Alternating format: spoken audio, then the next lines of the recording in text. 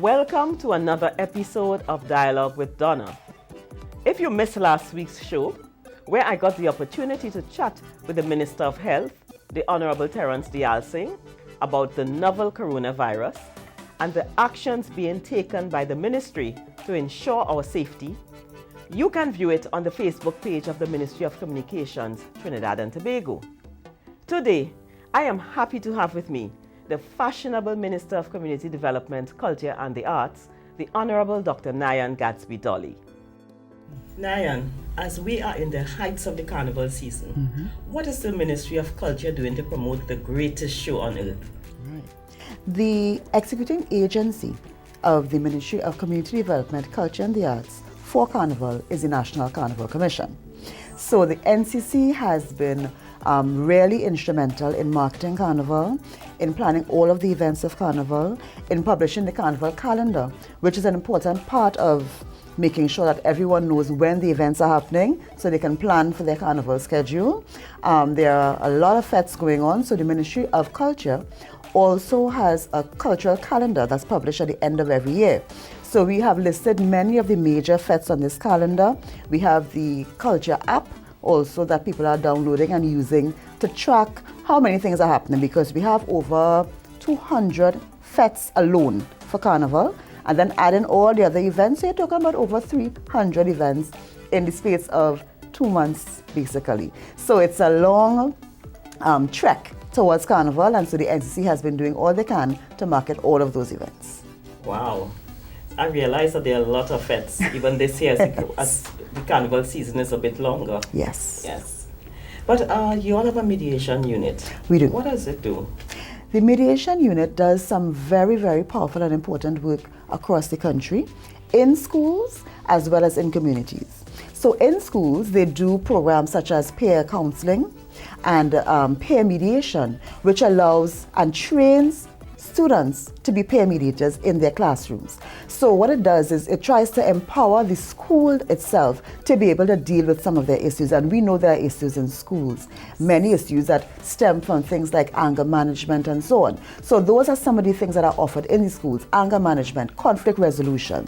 And these are also the things that are offered in the communities. You have counseling in the communities, you have conflict resolution, anger management. And what we have been noticing is groups like the police service, the prison service, they have been asking community mediation to come into the service and offer these classes as well. Because what we are noticing is that society tends to be very angry now.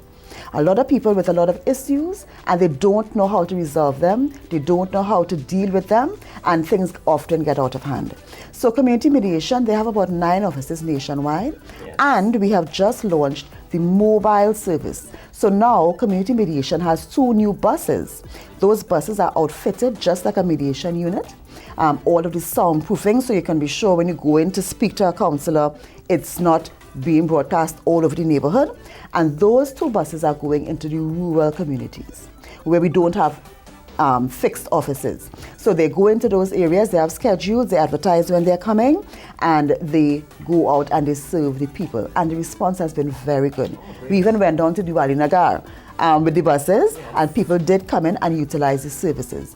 It is very much needed now, yes. And we are encouraging the population to make use of community mediation, of the counseling, of the different programs available, because they really are aimed at helping our people to deal better with conflict and resolution of that. Yes, very good, very good. I must say that I was just going to ask you, if you all are going out there. And Yes, we are. I mean, these services are for the public, and we want the public to use them. A lot of people know about them and use them, yes. But there's still much work to be done with persons who are not sure that our service is available. So, thank you. I'm so happy to hear this. Yeah.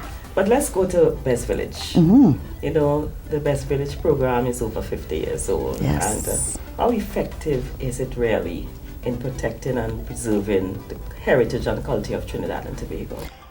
Best Village is one of our, I think it's the longest running program in the country. Is it growing or is it diminishing? Best Village is growing. As a matter of fact, anybody who has been to Best Village is often surprised by the number of people. There are thousands of young people that take part in Best Village every year. And it is something that is clearly a positive for Trinidad and Tobago and has been for years. Many of our major artists would have had their start in Best Village, working in Best Village, dancing in Best Village, singing in Best Village. And the number of categories in Best Village are clearly aimed at keeping our heritage alive. So you would have all of the dances that were from the 60s coming forward. You would have all of those represented still in Best Village and young people taking part in that. You would have all the different types of singing. And the thing about Best Village is that it evolves as our culture grows. So now we would have included spoken word in Best Village, which is a fairly recent genre. We would have included rap-so in Best Village. So all of these things are aimed at keeping our heritage, but also recognizing the growing culture of Trinidad and Tobago and including those, so that all of the different art forms, the most important art forms, are included there.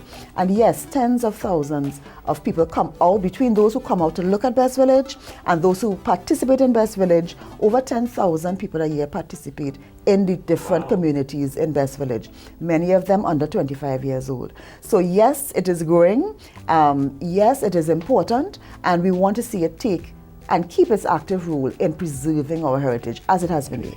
I just want to tell you that I am really impressed, not just because you're my ministerial colleague, but I'm really impressed with all that is happening in that ministry. Yeah. You know, which brings me to the milestones. You know, besides Carry Festa, because that in itself has been a milestone. Yes. And I just wanted you to tell us about some of the milestones that have emanated from that ministry over the past 4 years. I think one of the greatest milestones that will persist are the people that we would have touched and the lives that we would have touched and how we would have impacted them to make a better contribution in the cultural ecosystem. The policies are also very important for me because what they do is allow the ministry to function in a way, in a more positive way, and a more enriching and effective way, even after the personalities are gone.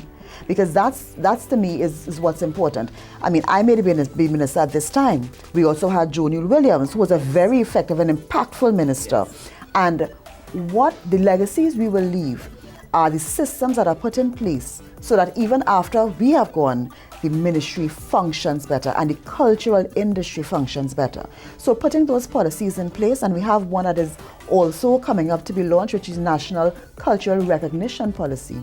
And that one deals with recognizing our master artists, recognizing those who can be cultural ambassadors, recognizing those who are doing well in the cultural sphere. And by giving them that recognition, what we do is allow the younger generation to look up to them and to emulate and to want to be able to be like them. And so we get the excellence being propagated throughout the cultural industry for generations. The community centers, those are also a legacy that we are very proud of. We have opened over 40 community centers from 2015. These are things that leave a lasting impact on the communities. 40. We met quite a number of them at early stages of construction. Yes. We have done major refurbishments on some, and we have built some from scratch. So those community centers, that's the hub where the training, all the training we've spoken about takes place. That's the hub where the Best Village people practice. That's the hub where people come together in the community for that knowledge transfer. So that's also a very important legacy to me that we have left and that will impact the community even after I am not there. And that is what I look at as a legacy. When you have done things that will persist and that have really made an impact and will continue to impact the industry. And those are some of the things I count as a legacy. Well, I must say, Minister, it has been quite a pleasure having you here. Thank you, Donna. It's been a pleasure being here. For more information on the activities and programs of the Ministry of Community Development, Culture and the Arts, you can visit their website, follow them on Facebook, and download the Culture TT app. That's all for today, folks. Thank you for watching Dialogue with Donna.